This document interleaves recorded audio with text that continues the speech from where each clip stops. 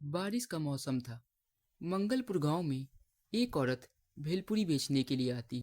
भेलपुरी वाली, भेलपुरी ले लो।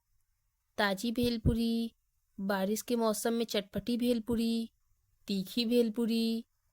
तभी दो गांव वालों की नज़र उसके ठेले पर पड़ती है। अरे, भेलपुरी वाली। अपने गांव में भेलपुरी कब से बिकना शुरू हो गई? मैंने तो इसको पहली बार देखा है। हाँ भाई, चलो भेलपूरी खाते हैं। वैसे भी बरसात का मौसम है, कुछ चटपटा खाने का मन हो रहा है। चलो चलते हैं, इसी बहाने पूछ भी लेंगे कि ये कौन है। फिर वो दोनों गांव वाले भेलपुरी वाले के ठेले पर जाते हैं। अरे बहन, तुमको तो मैंने गांव में पहली बार देखा है। क्या आज ही से तुमने ठेला लगाना शुरू किया है क्या? जी भाई साहब, मैंने आज ही से आपके गांव में भेलपुरी बेचना शुरू किया है। आप कहें तो लगा दूं एक प्लेट। बहुत चटपटी भेलपुरी है, एक बार खाएंगे तो मज़ा आ जाएगा।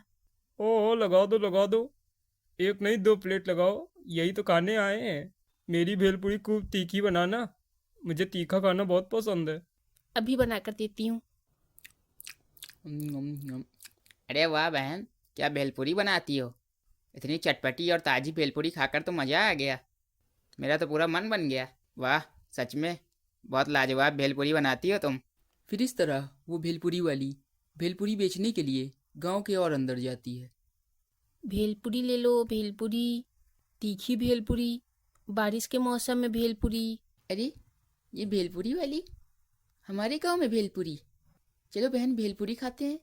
मुझे तो कुछ चटपटा खाने का मन हो रहा था बहुत देर से।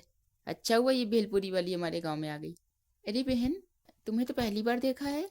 हाँ बहन, मैंने आज ही बेचना शुरू किया है। अरे वाह बहन, ये तो तुमने बहुत अच्छा किया जो तुम हमारे गांव में भेलपुरी बेचने आ गई। मुझे तो भेलपुरी खाना बहुत पसंद है, लेकिन यहाँ पर मिलती ही नहीं थी भेलपुरी। एकदम तीखा और कड़वा कर देना भेलपुरी, कि खाकर मज़ा आ जाए। फिर इस तरह गांव वालों को उस औरत की भेलपुरी बहुत पसंद आती है और धीरे धीरे सब गांव वाले उस औरत की ही भेलपुरी खाते थे। फिर एक दिन मिंटू नाम का एक आदमी, जो गांव का एक गुंडा था, वो उस औरत के ठेले के पास से गुजर रहा था। उसकी नज़र उस भेलपुरी वाली पर पड़ती है। अरे, भेलपूरी वाली और हमारे गांव में, मुझसे पूछा भी नहीं और भेलपूरी बेच रही है इस गांव में। अभी इसकी खबर लेता हूँ, इसकी हिम्मत कैसे हुई मुझसे बिना पूछे यहाँ पर ठेला लगाने की। फिर मिंटू उसके ठेले पर जाता है। ए भेलपूरी वाली, तेरी हिम्मत कैसे हुई इस गांव में भेलपूरी बेचने की?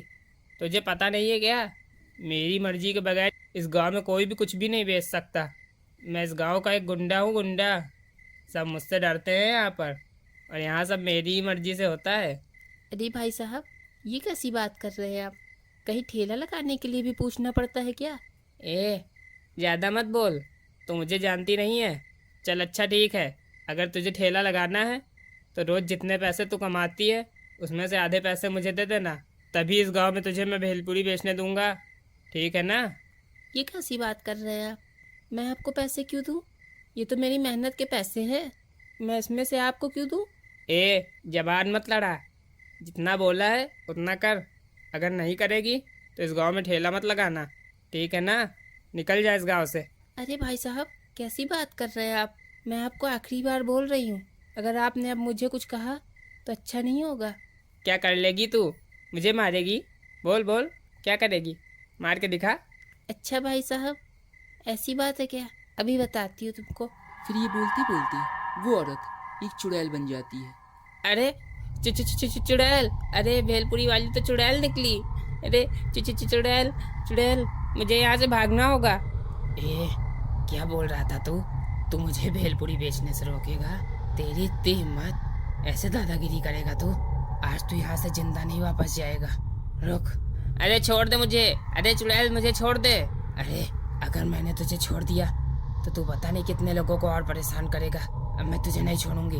फिर ये कहते कहते चुड़ैल मिंटू को मार डालती है।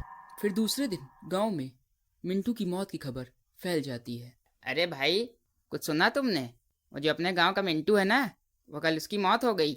हाँ भाई, मुझे भी पता चला, पता नहीं कैसे बढ़ गया। चलो ठीक है, क्या करना, वैसे भी पूरे गांव में गुंडई करता था, सबको परेशान करा करता था, हमें शांति से जीने भी नहीं देता था। चलो अब शांति से रहेंगे तो हम। अच्छा हुआ वो मर गया। फिर इस तरह कुछ दिन बीत जाते हैं और वो भेलपुरी वाली गांव में भेलपुरी बेचती रहती है। फिर एक दिन दीनू नाम का एक आदमी अपनी पत्नी के साथ अपने ससुराल से गांव वापस लौट रहा था। पता नहीं कैसे ससुराल वाले मिले हैं, कोई इज्जत ही नहीं है।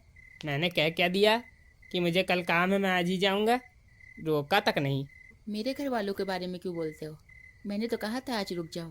तुम्हें ही अपने गांव लौटने की पड़ी थी, रात में चल दिए और मुझे भी साथ ले आए। इतनी रात हो गई है, दूर दूर तक एक आदमी भी नहीं दिख रहा गांव का। फिर तभी उनकी नज़र उस भेलपुरी वाली पर पड़ती है। अरे ये भेलपुरी वाली? अरे अपने गांव में भेलपुरी कब से बिकना शुरू हो गई, वो भी इतनी रात में? सुनिए जी, हम लोग काफ़ी दूर से चल के आ रहे हैं, मुझे तो भेलपुरी खानी है। वैसे भी कुछ चटपटा खाने का मन हो रहा है इस बारिश के मौसम में। चलिए। अरे भाग्यवान, कल खा लेना, इतनी रात में कौन भेलपुरी खाता है? अरे रात हो या चाहे दिन, भेलपुरी खाने में भी रात या दिन देखते हैं क्या? मुझे नहीं पता, मुझे तो भेलपुरी खानी ही है। चलो चुपचाप। फिर वो दोनों उस भेलपुरी वाली के ठेले पर जाते हैं। अरे बहन, 2 भेलपुरी देना, एकदम तीखा कर देना। जी अभी भेलपुरी लगा कर देती हूँ, आप 2 मिनट रुकिए। फिर उनके कहने पर वो भेलपुरी वाली भेलपुरी बनाना शुरू कर देती है। लेकिन तभी अचानक दीनू की नज़र भेलपुरी वाली के पैरों पर पड़ती है। वो देखता है कि उसके पैर उल्टे थे और वो मन ही मन सोचता है, अरे इसके पैर तो उल्टे हैं, इसका मतलब ये चुड़ैल है और हम एक चुड़ैल से भेलपुरी ले रहे हैं। हमें यहाँ से भागना होगा, ये तो चुड़ैल निकली, क्या करूँ? अरे भाग्यवान, चलो चलते हैं, कल खा लेना भेलपुरी, अभी रहने दो। अरे क्या हुआ, लगा तो रही भेलपुरी, भेलपुरी खा लें फिर चलते हैं। अरे भाग्यवान, बात को समझो, मेरे पास पैसे ही नहीं है, भेलपुरी खा लोगी तो पैसे कैसे दोगी? कल खा लेना, चलो जल्दी चलते हैं यहाँ से।